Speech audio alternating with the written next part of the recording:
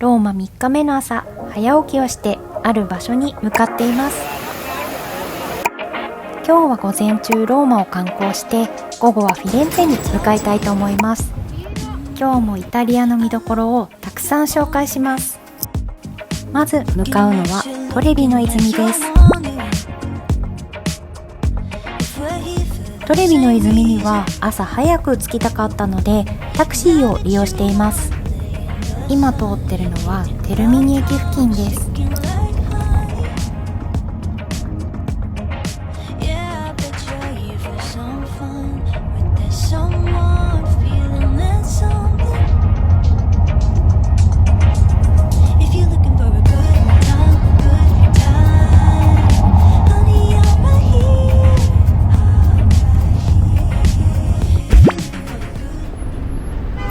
トレビの泉付近に到着しました。まだ朝の6時45分なので空が薄暗いです。朝は人が少ないと聞いていたので、この日の朝は頑張って早起きしました。さあ、見えてきました。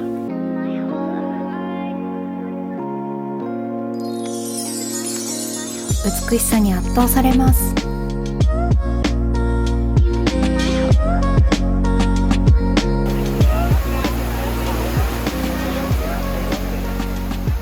トレビの泉は古代ローマ時代の水道の終端点だったそうです。泉の中央には海の神様のオケアノスの彫刻を見ることができます。一説によると真実の口の顔はオケアノスだそうです。トレビの泉の右側には愛の水という水道があります。この水を恋人や夫婦で一緒に飲むとずっと一緒にいられるという言い伝えがあるそうです。日も明るくなり人が増えてきました。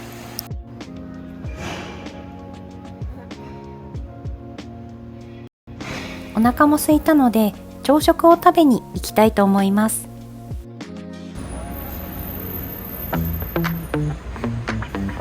泉からタクシーでサンタマリア・マッジョーレ教会の方に移動してきました。美味しそうなペーストリーが並んでいます。イタリアでは朝食に甘いパンを食べると聞いていたので、私たちもそうしました。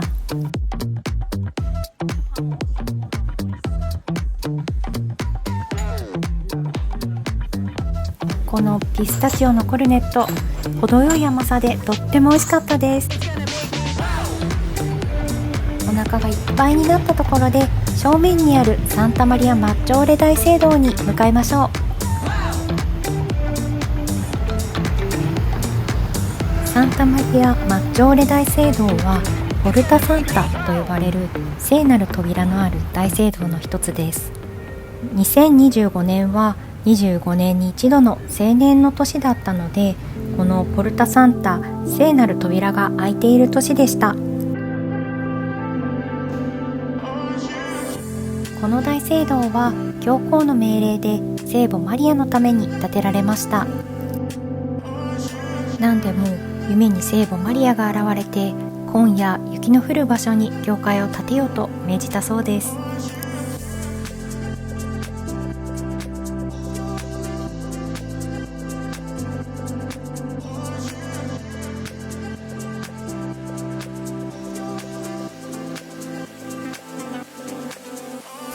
記憶に新しい教皇フランシスコも2025年にこちらの大聖堂に埋葬されています。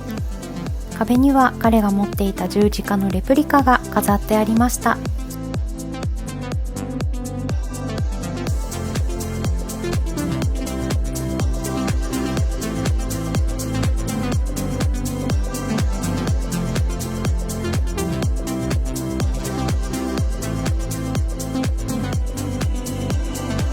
奥にある主祭壇はとても荘厳な空間です。赤の大理石と金でできた4本の柱に支えられているようです。祭壇の下には聖なるゆりかごが安置されています。キリストが誕生した時に寝かされた貝羽桶の木片だそうで、巡礼者にとってとても大切なものになっています。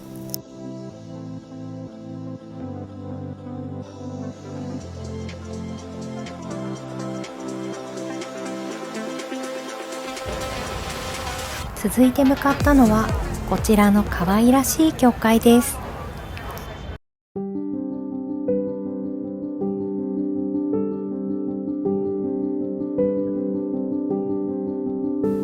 サンタマリア・マッジョーレ大聖堂から歩いて3分のところにあるサンタ・プラスセーデ聖堂です。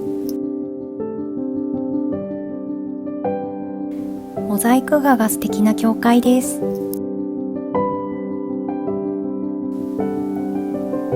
聖女プラスセーデは妹のプデンティアナと共にローマ帝国で迫害されたキリスト教徒に慰めを与えたと言われています。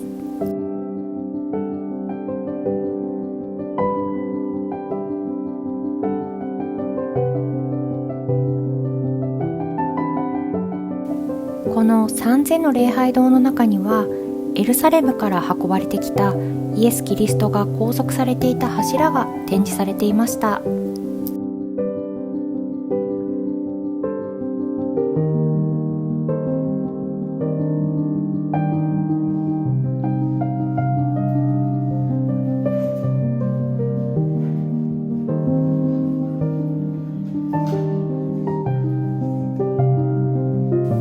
4人の天使がイエスを支えている素敵なモザイク画もありました。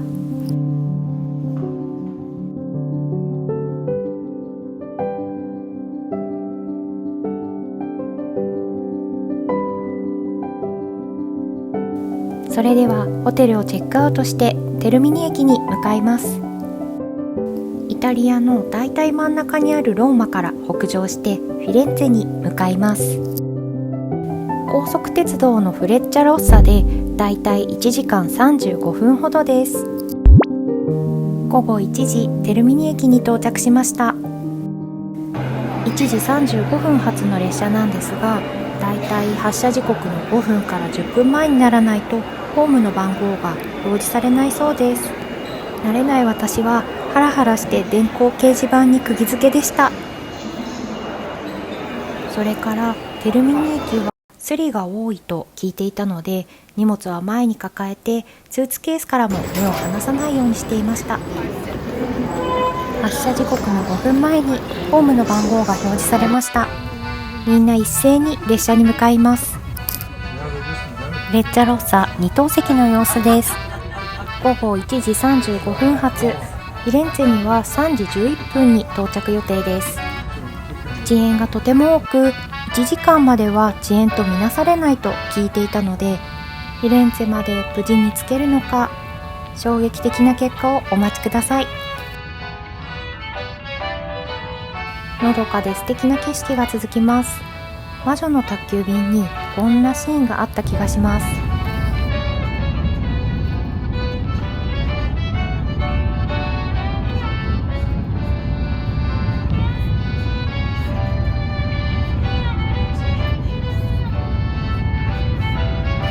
列車は順調に進んでいきます。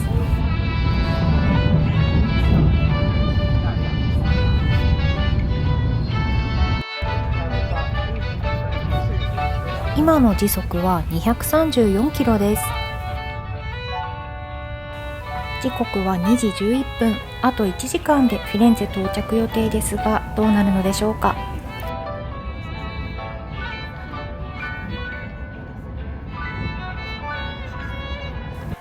この度びっくりしました。3時8分にフィレンツェに到着しました。遅延どころか3分前の到着。イタリアの本気を見ました。それでは駅の目の前にあるシーホテルズ・ディプロマ・フィレンツェにチェックインします。スーツケースを持っている私には駅地下は非常にありがたかったです。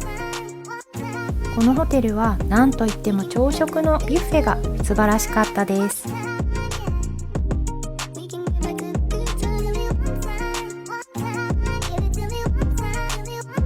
そそれから近所にはランドリーキングという洗濯物屋さんがあって、使用するバスケットの大きさによって値段が変わります。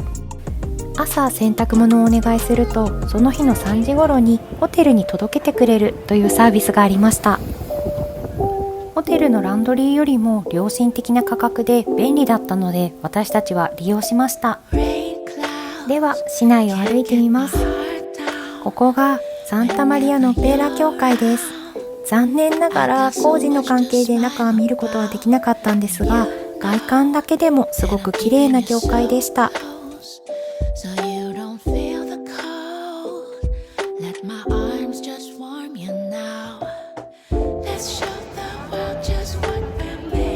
レプリカ広場にやってきました。雰囲気があってとても素敵です。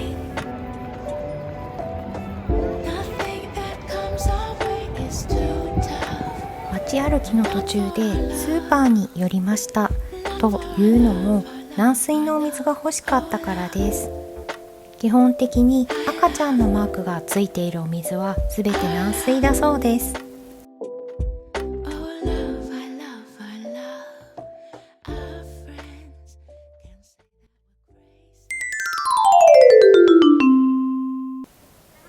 夕食は駅近くのジオットピッツァリアというところにふらっと立ち寄ったんですが、こちらはフォーブスが選ぶ100のレストランに入っていました。メニューのお花マークがついているピザが受賞したものだったので、カルボナーラ 2.0 とビステッカを頼みました。カルボナーラ 2.0 は最高でした。今でもこれを食べるためにフィレンツェに戻りたいと思っています。あっという間にイタリア3日目が終わってしまいました。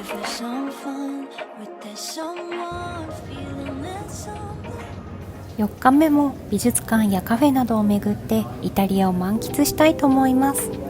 それでは今日の動画はここまでです。よかったら次回も一緒に旅してください。ご視聴ありがとうございました。